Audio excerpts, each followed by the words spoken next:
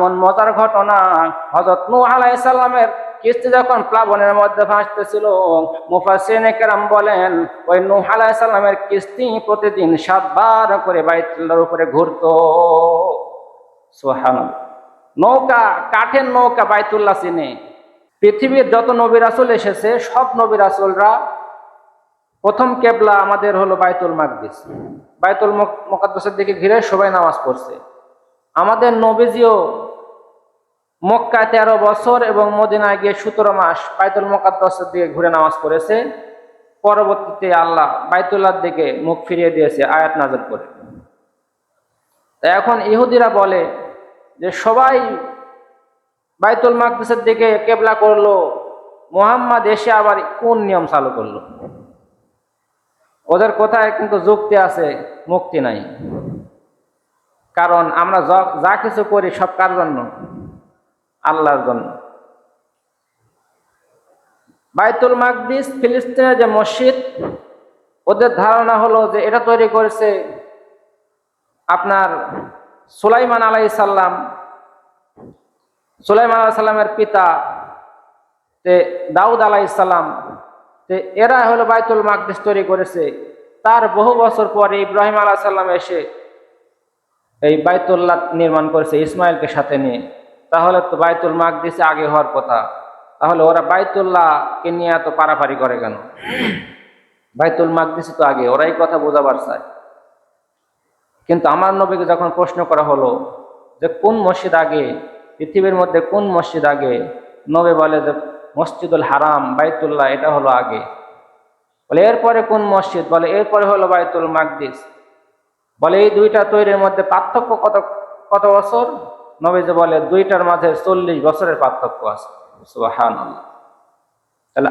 তাহলে নবীজি বলে যে প্রথম ঘর বাইতুল্লাহ, ইহুদিরা বলে প্রথম ঘর বাইতুল মাকদিস। আপনারা এখন কোনটা বিশ্বাস করবেন? নবীজির কথা না ইহুদিদের কথা? এবার আল্লাহ কি বলে আসেন দেখি। আল্লাহ রাব্বুল আলামিন বলেন, ইন্না আউওয়ালা বাইতিন উযিআ লিন-নাসি লাল্লাযী বিবাক্কাতা মুবারাকান ওয়া হুদাল লিল আলামিন। ইন্না আউওয়ালা বাইতিন উযিআ লিন-নাস লাল্লাযী বিবাক্কাতা। ইন্না আউওয়ালা মানে প্রথম, বাইতিন উযিআ লিন-নাস মানে প্রথম ঘর তৈরি করা হয়েছিল বাক্কায়। আল্লাহ রাব্বুল আলামিন বলেন প্রথম ঘর তৈরি করা হয়েছিল বাক্কায়। বাক্কায় মানে মক্কায়। মহান রব্বে কারিম বলেন প্রথম ঘর তৈরি করা হয়েছিল মক্কায়। এখন ইহুদিরা বলে প্রথম ঘর হইল বাইতুল মাকদিস, আল্লাহ বলে প্রথম ঘর হলো বাইতুল্লাহ। এখন ইহুদিদেরটা বিশ্বাস করবেন না আল্লাহরটা? মুসলমান ভাইরা রে আমার, এই বাইতুল্লাহ আজকের বাইতুল্লাহ না।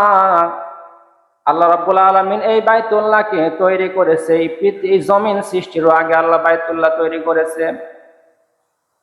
তামাম পৃথিবীতে কোথাও কোনো মানুষ নাই, শুধু পানি, পানি আর পানি। আল্লাহ রাব্বুল আলামিন ফেরেশতাদের সঙ্গে বৈঠক করলেন, ফেরেশতারা রে আমি জমিন সৃষ্টি করব, মানুষ সৃষ্টি করব।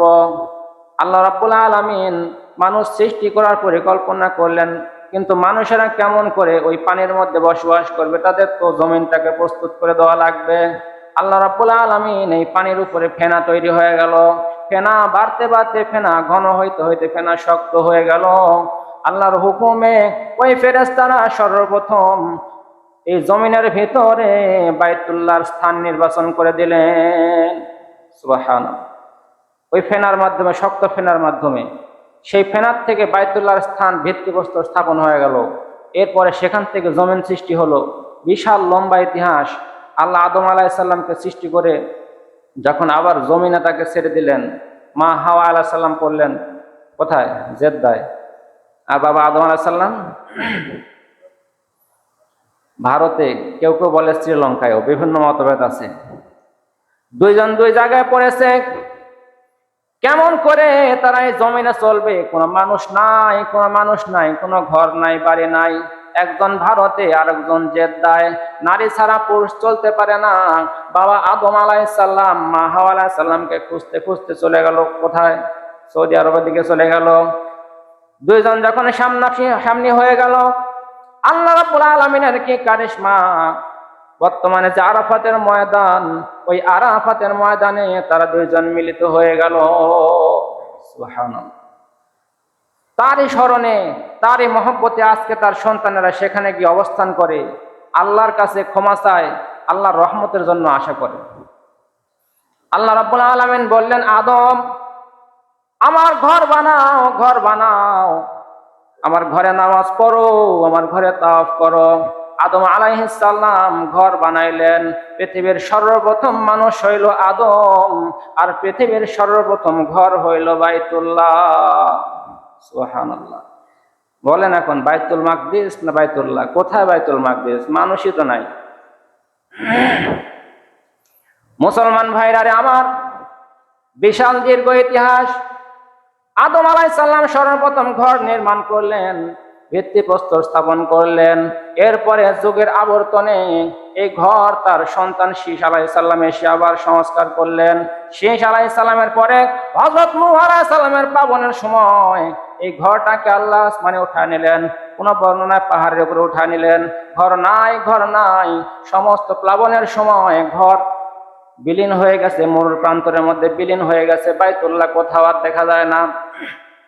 কিন্তু আল্লাহর কি কুদরত, আল্লাহর কি কারিশমা! এই বাইতুল্লাহর উপরে বাইতুল মামুর, ওই বাইতুল মামুরের মধ্যে হাজার হাজার ফেরেশতারা তাওয়াফ করে। এই জমিনের বাইতুল্লাহর মধ্যেও ফেরেশতারা তাওয়াফ করে। ফেরেশতারা তাওয়াফ না করলে পশু পাখি তাওয়াফ করে। এমন মজার ঘটনা, হযরত নূহ আলাইহিস সালামের কিস্তি যখন প্লাবনের মধ্যে ভাসতেছিল, মুফাসসিরিনে কেরাম বলেন ওই নূহ আলাইহিস সালামের কিস্তি প্রতিদিন 7 বার করে বাইতুল্লাহর উপরে ঘুরতো। সুবহানাল্লাহ। নৌকা, কাঠের নৌকা বাইতুল্লাহ চিনে।